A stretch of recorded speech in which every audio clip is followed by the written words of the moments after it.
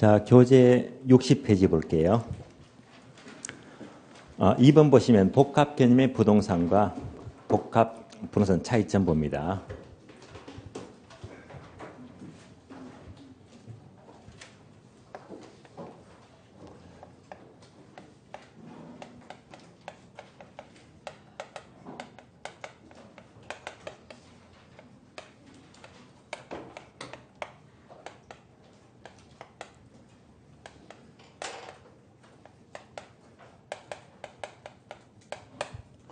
둘 다 우리 시험은 잘 나와요. 그러면 복합 개념은 법경기 세 가지죠.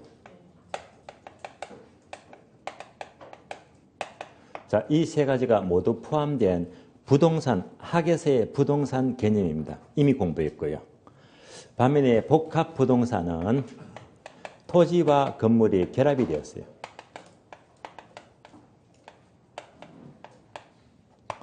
여기서 가장 단순한 문제는요, 바꿔서 잘 물어요. 바뀐 단어 속으시면 안 되고요. 또 복합 부동산은요, 그 내용들이 출제가 아주 잘 되고 있습니다. 그러면 복합 부동산 그림으로 본다면요, 토지, 건물이 있잖아요. 이 두 가지가 결합되었다. 얘가 바로 복합 부동산입니다. 하나씩 볼게요.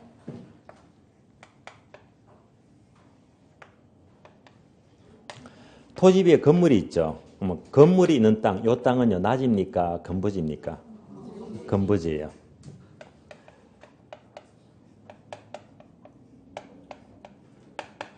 따라서 복합 부동산 경우에 이 토지는요, 건물이 있으니까 이 땅은 건부지가 됩니다. 그럼 이제 건물이 있으니까요, 건물이 계속 시간이 지나가면요, 건물은 점점 노후화되고 낡아지잖아요. 건물이 노후화되는 만큼 낡은 건물이 그만큼 토지에 부담을 줘요. 정가돼요? 감가돼요? 감가되겠죠. 무슨 감가? 건부감가가 돼요. 요 단어가 아주 많이 나왔습니다. 따라서 복합 부동산은 건부지로서 건부감가가 원칙입니다.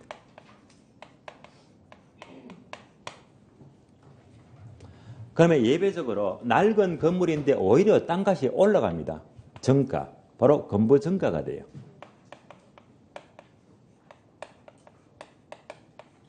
예배가 되고요. 이런 대표적인 예배가 어느 지역이 재개발이 예정되었습니다. 재개발 또는 재건축이 예정된 지역은요, 앞으로 개발될 거라는 기대감 때문에 땅가 크게 올라가죠. 그래서 건부정가도 발생합니다. 두 번째예요. 복합 부동산, 토지 위에 건물이 있는데요. 여기다가 주택 어르보 주택. 어떤 사람이 주택을 갖고 있는데, 예를요, 생활정보지에 직거래, 직접 매매 안 돼요. 직접 할 적에는요, 주택 따로 얼마, 토지 따로 얼마, 따로 팝니까? 한꺼번에 일괄해서 팝니까? 일괄해서 팔죠. 그래서 복합 부동산은 일괄 평가가 일반적입니다.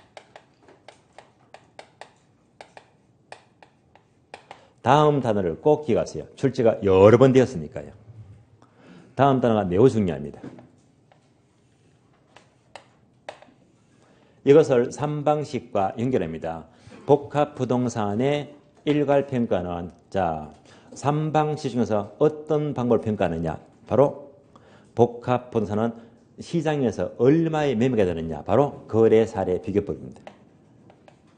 출제가 잘 돼요. 아주 중요합니다.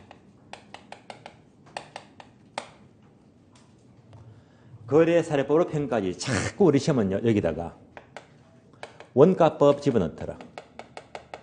그래서 틀린 말이 되는 거예요. 거래 사례 비교법으로 평가합니다. 세 번째, 복합 부동산에 수익하는 방법입니다.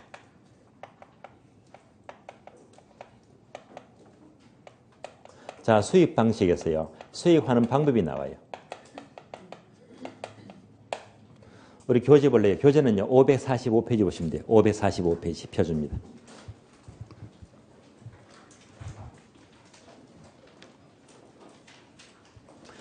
자, 545페이지 보시면 그리고 4번이 있죠. 순수익에 하는 방법, 즉 수익하는 방법입니다. 그러면 목차가 4개 나와요. 1번 직접법, 2번 직선법, 다음 페이지요. 3번 연금법, 영어로 인우드 방식입니다. 4번요. 상환기금법, 영어로 혹스콜드 방식입니다. 자, 4가지 설명드릴게요.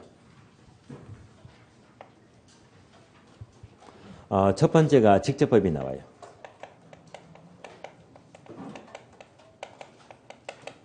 직접법이 되고요. 직접 환원법이 되고요. 두 번째 직선법입니다. 세 번째가 인우드 방식 연금법이 있고요. 네 번째가 혹스콜드 방식 상환 기금법입니다.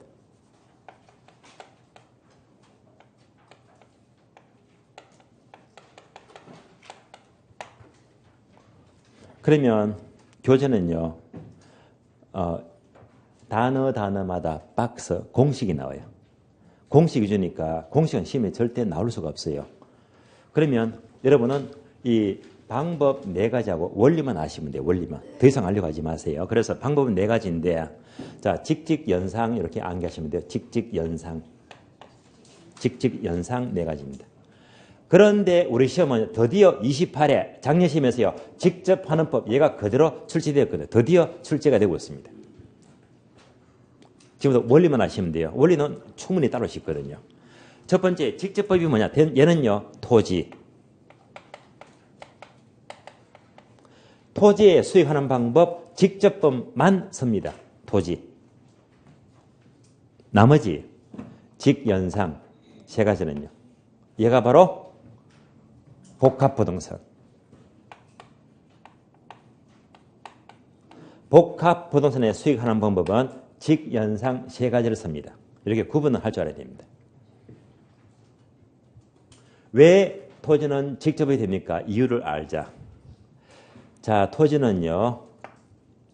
소멸되지가 않는 특징이 있어요. 한마디로 영구무한하다. 무슨 특성? 영속성이죠. 어제 수업에 기가 막히더라고요. 토지는 소멸되지 않더라니까 어떤 분은 부정성하고요. 어떤 분은 부동성하고요. 다들 영속 다 아시잖아요. 영속성. 자, 영속성 때문에 영구무한하기 때문에 결코 소멸되지가 않습니다. 이 말은 무슨 말이죠? 토지는 영구무한하기 때문에 토지는 감가상각이 돼요? 안 돼요? 안 되잖아요. 이것만 연결하시면 돼요. 토지는 상각이 되지 않습니다. 이 말은 뭐냐? 상각률이 0이다. 0. 상각이 없다는 말입니다. 영구무한하기 때문에. 따라서 토지는 영속성 특성 때문에 상각을 하지 않는 방법이 바로 직접법입니다. 그래서 작년 시험은요. 토지는 영속성으로 인하여 직접 하는 법으로 수익을 환원시킨다. 문제가 지문이 출제되었습니다. 나왔습니다. 다음에 복합부동산은 직연상 3가지인데요.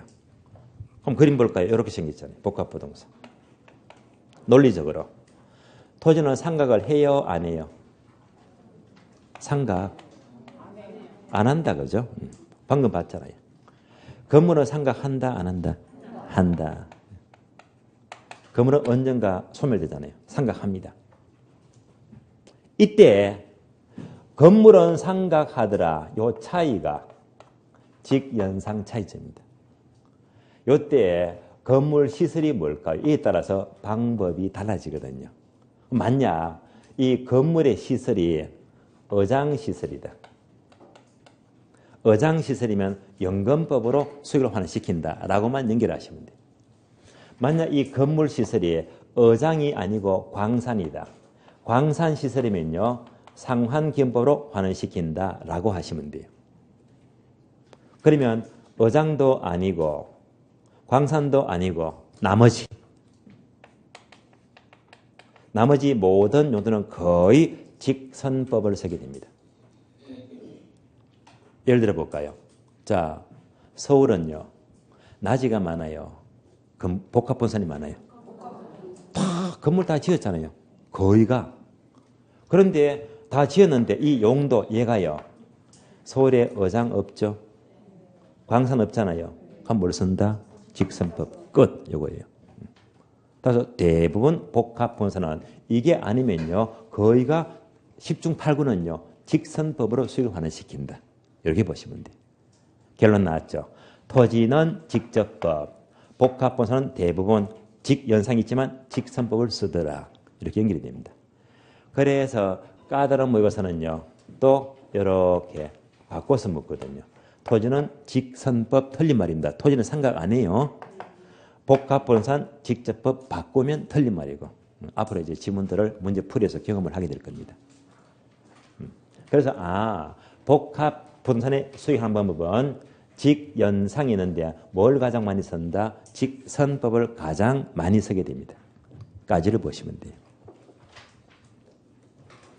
자, 이상으로 복합 개념의 부동산과 복합분산 차이점을 충분히 출시된 거 전부 다 걸어서 비교해 드렸고요. 자, 여기까지가 부동산 개념입니다. 개념인데 그러면 오늘 프린트 나갔죠. 지문, 프린터 문제 봅니다. 자, 중간에 쉬는 시간 중에요. 질문이 오늘 프린트하고 질문이 2번 들어왔더라고요. 근데 이제 걱정하지 마시고요. 왜? 따로 지문이 나오는데 뒤에 보면 정답만 있죠. 해설이 없잖아요. 예. 일부러 해설 뺐거든요. 왜? 제가 다 풀어드릴 거니까요. 예. 그러니까 이제 그냥 수업 다 들으시면요. 전부 다 연습 전부 다 예외 없이 다 풀어드릴 거예요. 문제 봅니다. 1번 부동산 개념에 대한 설명이다. 옳은 것을 고르시오. 그래서 핵심 포인트가 돼요. 부동산 개념. 지문이 총 12개 지문이에요. 여기서 5개만 뽑아내면 종합 문제가 돼요. 그래서 이렇게 문제 푸는 게 효과적입니다. 한 문제를 제대로 보시면 돼요. 자, 1번 봅니다. 1번은요. 기출문장이 언제 나왔다? 10회 때 나왔습니다. 부동산 학에서 부동산 개념은 법경기 측면에 입각한 복합 개념으로서의 부동산을 말한다. 맞죠? 이것은 활동의 범위를 확정시키는 역할을 한다. OX. 맞죠? O입니다. 2번 부동산의 경제적 개념은 시어자만 떠올리자. 생산요소, 자산, 자본, 소비재, 상품이 있다. OX. O죠. 3번 기출문장입니다. 그대로 옮겨왔습니다. 법률적 개념은 부동산은 자산, 생산요소, 상품, 위치, 환경, 소유권 그 이외의 권리를 지칭한다. OX. 많이 틀렸죠. 자산, 생산요소, 상품까지는 시어자가 들어가니까 경제적 개념이고요. 위치, 환경은 공자비환, 기술적 개념입니다. 다 틀렸고요. 소유권 이외의 권리, 이것만 법률적 개념입니다. 틀렸죠? X. 4번요. 준부동산은 광의의 부산에 포함이 된다. OX. 맞죠? 그러면 준부동산은 민법상 부동산에서 협의죠. 협의에는 포함되지 않는다. OX. 맞죠? O 맞는 말입니다. 5번요. 협의의 부동산은 민법상 개념 맞습니다. 민법 99조 1항에서는 토지 및 정착물을 말한다. 맞죠? 협의의 부동산을 포함하여 공시수단 갖춘 독립된 거래 객체, 얘가 바로 준부동산입니다. 여기가 포함되면 이를 광의의 부동산이라고 한다. 맞죠? O입니다. 6번부터 10번까지 묶어주고요. 6번부터 10번까지가 출제가 잘 되고 있는 정착물의 설명입니다. 6번요. 기출문장이죠. 17회 때 나왔습니다. 토지에 정착되어 있으나 매년 경작 노력을 요하지 않는 나무나 단연생 식물은 정착물로 간주된다 안 된다? 된다고 했죠. 간주된다. 틀렸네요. 간주되기 때문에 중개의 대상은 된다 안 된다? 된다. 둘 다 된다 하시면 돼요. X입니다. 7번요. 정착물의 구별 기준으로는 물건의 부착 방법, 물건의 설치 의도, 물건의 성격, 경제적 가치, 대소 등을 고려해야 한다. OX. X 뭐가 이상해요? 경제적 가치 이상 말은 없잖아요. 경제적 가치 대소 대신에 거래 당사자 관계죠. 거래 당사자 관계가 들어야 됩니다. 여기서 경제적 가치 대소예요. 이 말은 뭐냐면요.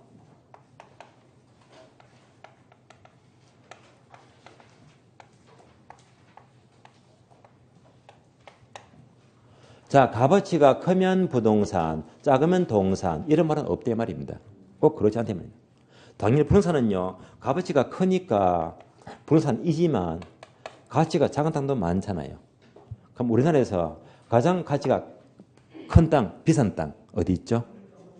명동의 메인 거리에 그 바로 네이처 리퍼블릭 화장품 코너 있잖아요. 예, 그게 최고 비싸요.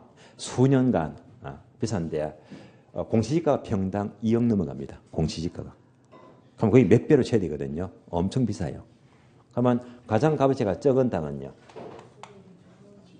전라도 쪽에 진도 밑에 무인도가 많잖아요. 거기 이제 옥도라는 섬이 있어요. 옥도. 예. 그 땅은요. 공시지가 제곱미터 땅. 자료를 보니까요. 기가 막혀요. 99원입니다. 99원요. 그럼 이제 한 평이면 한 340원 하겠네. 그렇잖아요. 340원. 그러면 새우깡 한 봉지 먹을 돈으로 약 한 4평을 사겠네. 그죠? 4평 사잖아요. 정말 싸요. 그죠? 예, 기가 막힙니다. 예, 과자보다 싸요. 예. 그러면 이제 더도 말고 덜도 말고 딱 10만 원 들고 가세요. 돈도 아니잖아요. 하면 이제 요 끝단이 빼버리면 1000제곱미터 10만 원하고 300평을 산대 말입니다. 예. 이렇게 한다 하면 얼마나 좋을까요? 그죠? 예. 당장 사겠는데 팔까요? 그죠? 이런 땅 그냥 좀 갖고 있다가 그냥 요즘 낚시가 최고 인기 레저잖아요. 그죠? 예. 땅도 많고 돈은 싸지 얼마나 좋아요. 그죠? 예. 그러니까 자, 크면 부동산, 작으면 동산 기준이 될 수가 없다는 말입니다. 동산 봐요. 되게 싸겠지만요. 가치가 적지만은 동산도 아주 비싼 다이아 반지 봐요. 하나에 몇십억이 넘어갑니다. 그러니까 얘는요. 크니까 부동산, 작으면 이런 것들은요. 구별 기준이 될 수가 없습니다. 틀렸습니다. X가 되고요. 8번요. 건물에 부착되어 있는 물건을 아무런 물리적 손상만을 주지 않고 제거할 수가 있다면 이는 동산으로 본다. OX. 자, 얘는요. 어디가 어떻게 들었을까요? 자, 물리적 손상만을 주지 않고 만자를 빼야 됩니다. 제가 전에 설명드렸지만 항상 물리적 손상뿐만 아니라 기능적 손상을 초래해도 정착물이잖아요.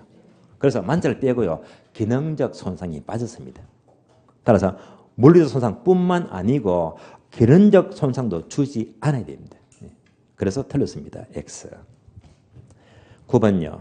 임차인의 정착물은 부동산으로 간주되지 않는 것이 원칙이다. OX. 맞죠? 임차인의 정착물은 정착물이 아니라고 했잖아요. O입니다.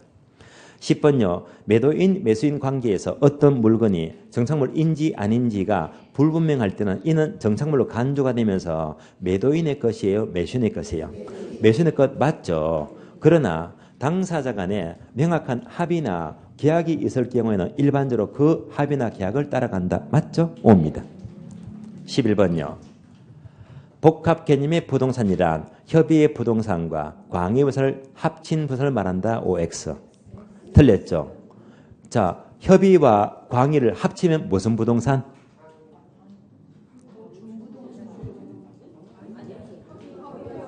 답이 안 나와요.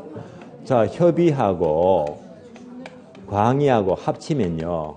합치니까 무슨 부동산? 법률적 개념의 부동산입니다. 법률적 개념. 왜 자꾸 들어서 중부동 나옵니까? 안 돼요. 예. 협의와 광의를 합치면 법률적 개념의 부동산이 협의와 광의를 합친 거예요. 그래서 복합 개념의 부동산이 아니고 법률적 개념의 부동산입니다. 12번요. 복합 부동산은 토지와 건물이 별개의 부동산으로 감정평가에서 일괄평가를 함이 원칙이다. OX. X면 어디가 틀렸을까요? 토지와 복합 부동산은요. 토지와 건물이 요거 별개가 아니고 요거 결합된 합친 거예요. 따라서 별개의 틀렸고요. 결합된 부동산입니다. X가 돼요. 자, 여기까지 부동산 개념 12개 지문 연습했습니다.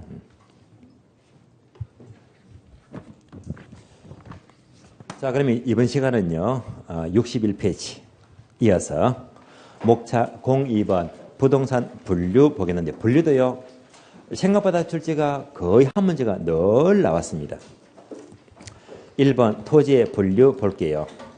먼저 1번 국토계획법상의 분류가 표를 보니까 용도지역, 용도지구, 용도구역이 나오는데 이 제목은 다들 아시죠? 공법에서 가장 기본이니까요. 그래서 여러분 그대로 확인하시면 되고요. 다음 페이지 넘어가요. 그리고 2번요. 공간정보법상 28개 지목에 따른 분류하면서 표를 보니까요. 28개 법정 지목 나와요. 공간법 공부하셨죠? 패스할까요? 하지 말까요? 패스 안 합니다. 왜냐? 여기서 우리 시험은요. 3번 나왔거든요. 3번. 제가 말씀드렸죠. 5, 6월 과정은요. 출제가 몇 번 된 거는 결코 용서 못합니다. 그래서 얘는요. 정확히 7회 때 17회, 19회 3번 나왔어요. 어떻게 나왔느냐? 주로 나오는 게요. 자, 공감정보법상 지목에 속하는 것은 이런 질문이 3번 나왔어요. 그래서 지목에 속하는 것은 그래서 이제 3번 나왔기 때문에 확인해야 됩니다. 표를 봐요. 28개 법정 지목이 나와요. 전, 답, 과수원, 목장용지, 임야, 광천지, 염전, 두 번째 칸, 대, 공장용지, 학교용지, 도로, 철도용지. 지금부터 집중하세요. 하천 동그라미. 하천 지목입니다. 한자로 천이 되고요. 제방 동그라미. 제방은 쉬운 말로 뚝이죠. 뚝. 그래서 지목은 한자로 제가 되고요. 다음에 국어 동그라미. 국어는 쉬운 말로 또랑이죠. 도랑이인데 한자로 지목은 구가 되고요. 요지 동그라미. 요지는 쉬운 말로 연못이죠. 연못. 한자로 유가 됩니다. 맨 끝에 보시면요. 종교용지 동그라미. 지목은 종이 됩니다. 종교용지. 종교용지에다가 화살표 적어줄래요? 사찰용지 X. 속지 마세요. 사찰용지는 틀린 말이고 종교용지가 지목이 돼요. 동그라미 몇 개입니까? 5개죠. 왜 5개 동그라미 했을까요? 기출문제가 중요하니까. 그래서 17회, 19회 합쳐보니까 요놈만 자꾸 못 들으면 요놈만 학교를 냈어요. 여기 확률적으로 공부를 하셔야 됩니다. 그래서 5개 확인했다. 한 번 더 확인한 의미에서요. 자, 처음부터 자 차례대로 불러주세요. 처음에 뭐? 하천, 다음에 제방, 국어, 요지, 종교용지, 지목입니다. 문제 확인. 아래 박스 보세요. 19회 때 나왔습니다. 다음 중 공간정보법상 지목에 해당하는 것 정답 바로 보인다. 몇 번? 1번 제방. 정답 1번. 2번 저수지는요. 지목이 저도 아니고 수도 아니에요. 다음에 유효지. 단독 지목 없습니다. 사찰용지 아니죠. 종교용지죠. 다음에 선화지. 이런 것도 지목이 단독 지목 없습니다. 정답 1번. 따라서 이런 문제가 3번 나왔는데 원래 나와야 될까요? 안 나와야 될까요? 나와야 됩니다. 아시겠어요? 나와주면 좋아요. 그리고 3번요. 활동에 따른 분류. 종류가 되게 많은데요. 여기서 이제 5개 뽑아내면 종합 문제가 돼요. 가장 많이 묻습니다. 1번 대지와 택지와 부지가 있고요. 2번 후보지, 이행지. 다음 페이지. 3번 맹지와 자루형 대지. 4번 필지, 획지. 5번 나지, 갱지. 6번 건부지. 7번 소지. 8번 선화지. 9번 포락지. 10번 법지, 빈지. 11번 공지. 12번 유유지, 휴한지, 공한지. 13번 한계지.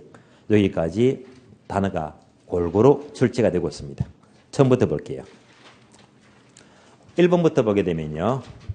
대지와 택지와 부지가 나와요. 제목에서요. 택지 동그라미, 부지 동그라미. 왜 쓸까요? 얘들이 지문이 그대로 나오니까요. 택지와 부지는 지문이 잘 나오는데 대지는 지문이 거의 안 나와요.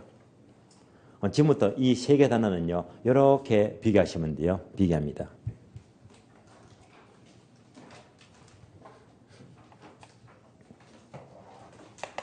먼저 대지와 택지와 부지인데요. 자, 대지는 2차 과목이죠. 공간법에서 28개 지목을 공부합니다. 그 중에서 지목이 대인 도지를 말해요. 반면에 택지와 부지는 지목과 거리가 멀어요. 그러니까 공간법은 될 수가 없고요. 주로 활동상 용어인데 감정 평가에서 많이 쓰는 용어가 됩니다. 하면 이제 공간법상 지목이 대인 대지는요 오로지 용도만 따지는데 주거용과 상업용 주상 두 가지는 무조건 지목이 대가 되고요. 주상 두 가지니까 공장은 안 들어가잖아요. 공장은 별도로 공장용지라는 별개의 지목이 있고 장으로 표시하죠. 그래서 대지는 들어가지가 않습니다. 두 번째 택지는요 감정평가상 용어인데 얘도 용도만 따져요. 그래서 주거용, 상업용, 공업용, 주상공 세 가지가 모두 합쳐서 택지라고 불러요. 주택, 상가, 공장이니까 한마디로 건축용지를 말이에요. 건축용지를 가리켜서 택지라고 불러요. 답이 나왔잖아요. 대지가 넓다, 택지가 넓다? 당연히 택지가 넓다. 다음에 부지 내려가죠. 부지. 부지는요.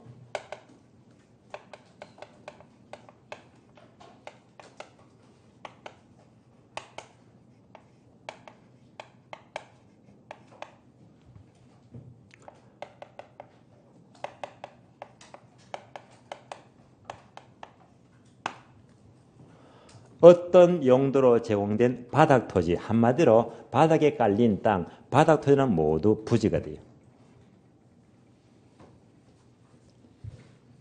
어떤 용도로 제공되고 있대요. 용도. 용도 따져볼까요? 토지 위에 건물이 있더라. 건물 용도. 토지 위에 도로가 있더라. 철도가 있더라. 하천이 있더라. 이런 것들을 말합니다.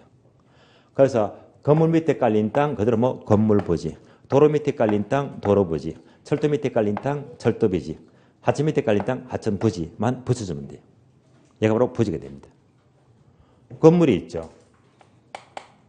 건물 있으면 건물 부지. 얘는 뭡니까? 바로 건축 용지를 말이에요. 다른 말로 택지가 되고요. 주상공. 도로, 철도, 하천에 있는 건물 못 짓잖아요. 건물 못 짓니까 비건축 용지가 돼요. 이걸 다 포함하는 것이 전부 다 부지가 됩니다. 답이 나왔잖아요. 택지가 넓어요. 부지가 넓어요. 부지가 가장 넓은 의미가 돼요. 이렇게만 비교하시면 됩니다. 여기까지요. 자, 이어서 2번 내려가요. 후보지와 이행률은 굉장히 빈도 높게 출제가 돼요. 절대 놓치지 마시고요. 후보지와 이행지는 한마디로 용도가 바뀌고 있는 땅을 말이요. 용도가 어떻게 바뀝니까? 아래 보시면 용도가 쭉 나오잖아요. 자, 이 용도를 이제 상세히 보겠습니다. 먼저 토지의 종류가 나와요.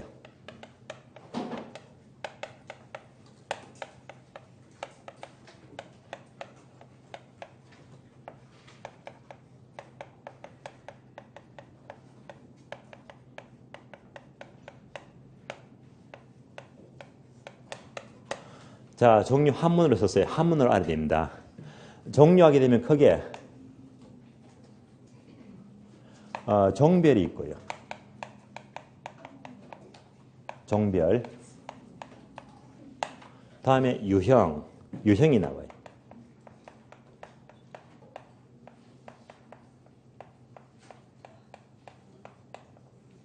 종별과 유형을 합쳐가지고요. 이렇게 종류라고 불러요. 종별과 유형을 합한 것입니다. 종류는요. 여기서 종별하게 되면 주로 용도에 따른 분류, 용도를 말해요. 반면에 유형별 분류는 용도가 아니고 바로 개별성, 개별성에 따른 분류를 말해요. 하나씩 봅니다. 종별은 용도에 따라서 크게 세 가지입니다.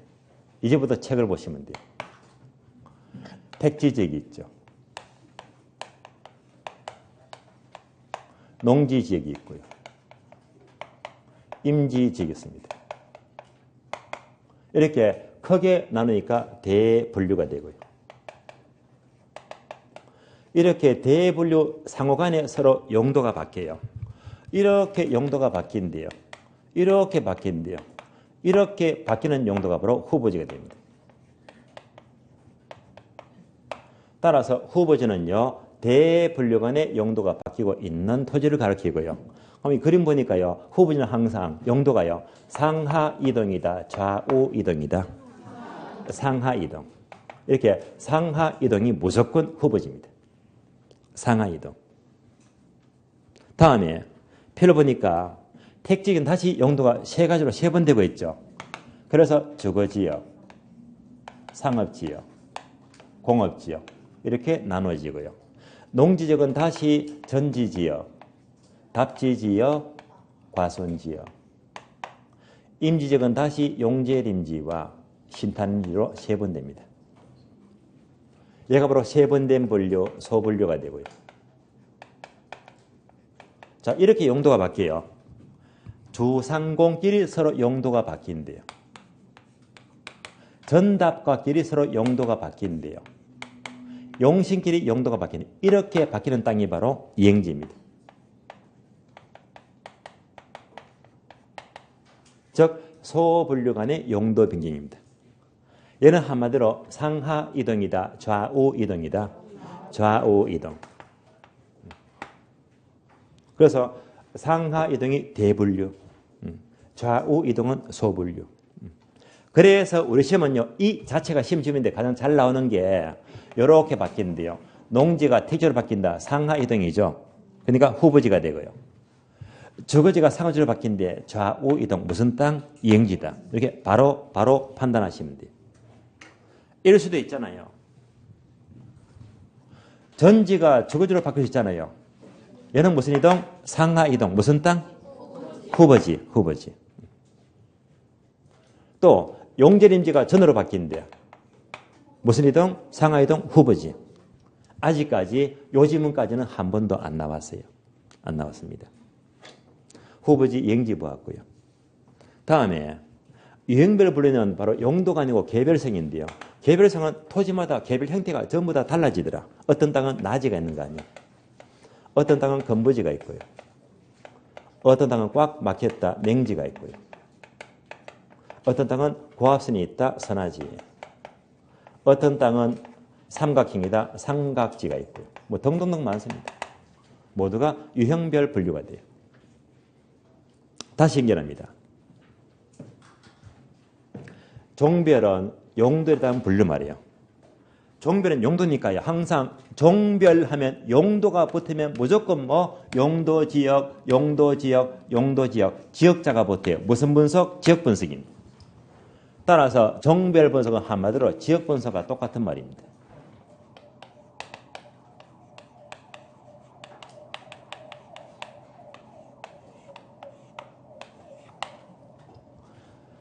반면에 유형별 분석은 개별성에 따른 분류니까 그대로 뭐 개별 분석입니다. 얘가 바로 개별 분석이다.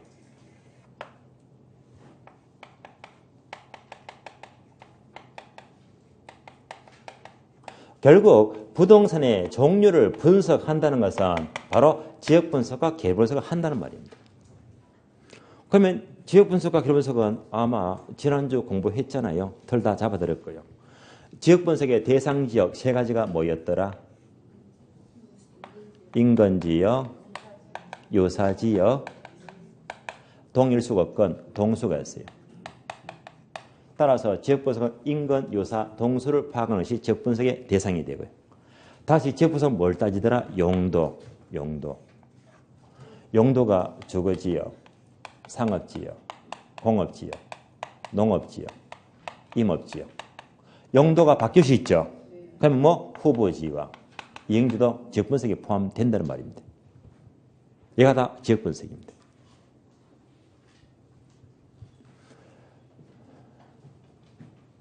반면에 개별 분석은요.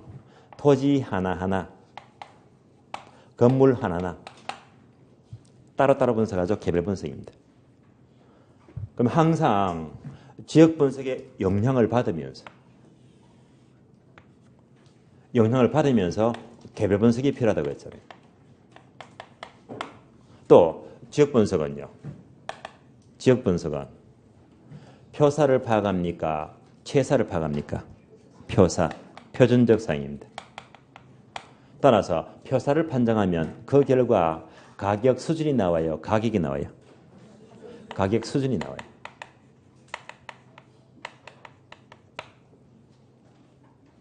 반면에 개별 분석은요. 표사를 판정한다, 최사를 판정한다, 최사, 최유효사항입니다. 최사를 판정하고요. 이것을 판정하면 가격 수준이 나온다, 가격이 나와요. 구체적 가격이 나옵니다.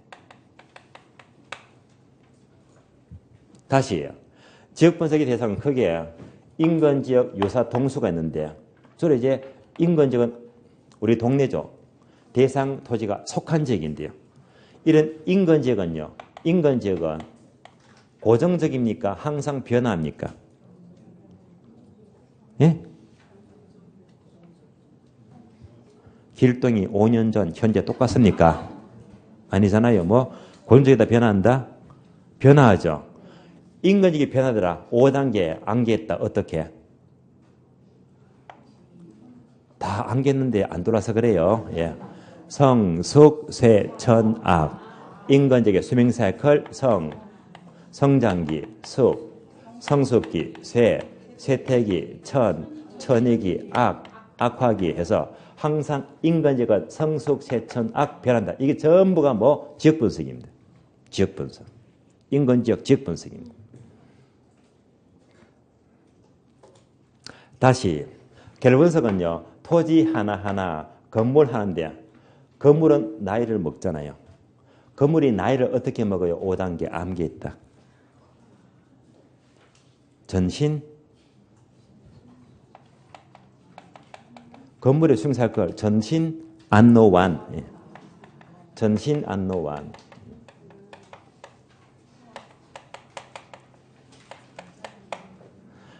자, 전신, 안노완. 전, 정개발 단계, 신, 신축 단계, 안, 안정 단계, 노, 노후 단계, 완, 완전 폐물 단계예요.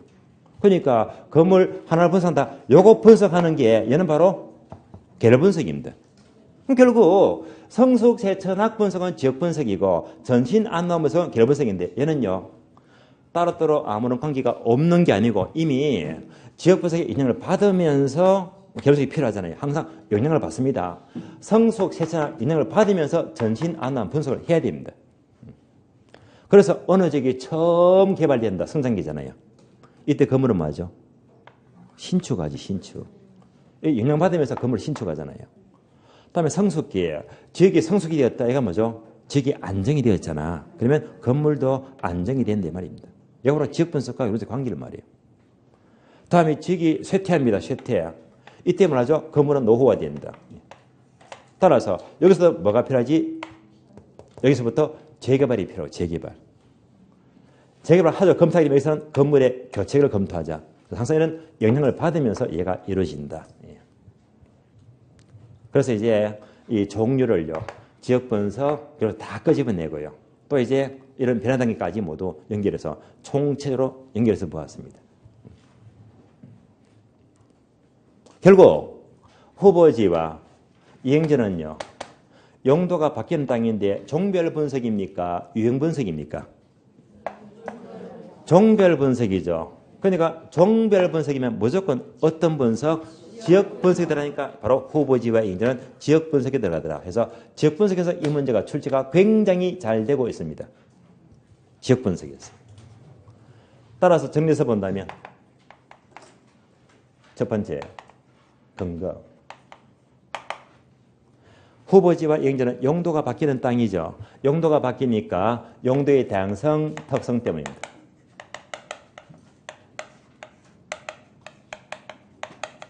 두 번째요. 후보지와 이행전은 용도가 바뀌고 있는 땅입니까? 바뀐 땅입니까? 바뀌고 있는 땅이죠. 다른 말로 용도 전환 중의 토지예요? 전환된 토지예요? 전환 중의 토지를 말이에요. 바뀌고 있는 중이니까 항상 기능입니다. 그러나 전환된 하면 틀린 말입니다. 전환된 토지가 아니고 전환 중의 토지를 가리킵니다. 세 번째요. 후보지와 이행전은 종별에 속해요? 유형에 속해요? 종별에 속하지. 종별에 속하니까 종별 분석은 지역 분석이다, 개별 분석이다? 지역 분석입니다. 그래서 지역 분석에서 자꾸 후보지와 이행전은 지역 분석이니까 이제 4번 연결이 됩니다. 이렇게 출제가 돼요.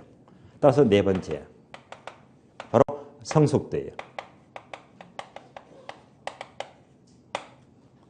자, 성숙도는요, 용도가 바뀌는 정도를 말하는데, 따라서 이렇게 용도가 바뀐대요. 요 화살표 길이가 바로 성숙도를 말합니다. 성숙도. 바뀌는 정도. 따라서 성숙도 종류가 두 가지입니다. 첫 번째, 성숙도가 빠른 경우. 두 번째, 느리다, 완만한 경우예요.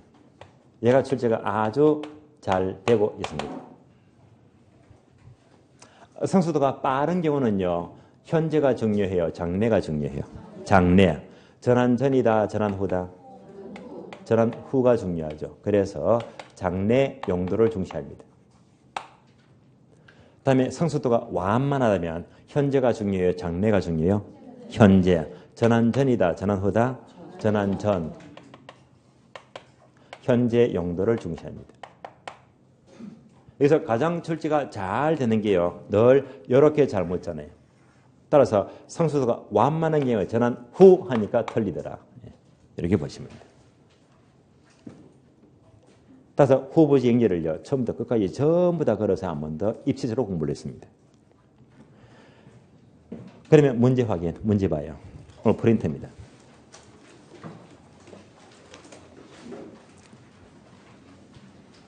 자, 문제 2번요.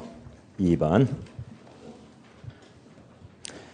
보게 되면 다음은 토지의 분리대한 설명이다. 옳은 것을 고르시오. 지문이 총 12개 지문입니다. 이 중에서요, 3번, 4번, 5번 3개만 볼게요. 3번, 4번, 5번. 3번, 4번, 5번이 후보지와 이행지 설명입니다. 3번 봐요. 3번.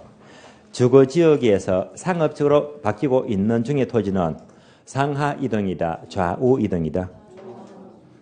좌우 이동이죠. 그러면 이행지 맞죠? 두 번째 줄, 농지 지역에서 임시적으로 용도가 전환되고 있는 토지는 상하 이동이다, 좌우 이동이다. 상하 이동. 그러면 후보지 맞잖아요. O입니다. 4번요. 농지 지역이 택지지로 전환된 경우를 택지 후보지라고 한다. O다, X다. X 뭐가 틀렸죠? 용도가 전환된 하니까 틀렸죠. 전환 중의 토지죠. 전환된 틀렸고 전환 중의 토지가 바로 후보지를 말해요. 5번 지문요. 후보지와 이행지의 지역 요인의 파악은 성숙도 여부와는 관계없이 용도 전환 내지 이행 후의 증유를 중시한다. 뭐가 안 맞죠? 이행 후가 중시되면요, 성숙도 여부와 관계없이 하면 곤란하죠. 어떻게 합니까? 성숙도가 빠른 경우, 관계없이 틀렸고 성숙도가 빠른 경우 전환 후를 중시합니다. 틀렸습니다. X가 돼요. 이상으로 후보지 이행지 보았고요. 다시 교재 넘어가죠. 교재. 자, 교재는요, 64페이지. 64페이지입니다.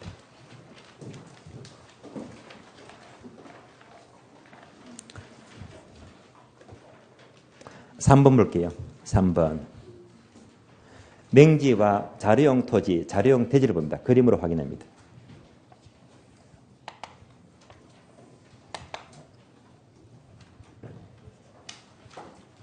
A라는 땅이 있어요.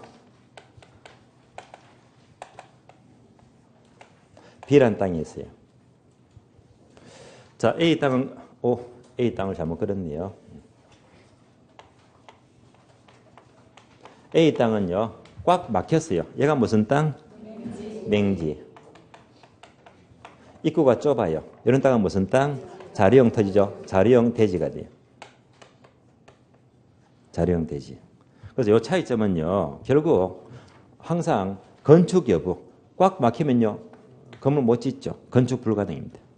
도로가 있죠. 건축 가능하죠. 그래서 이 차이점만 기억하시면 돼요.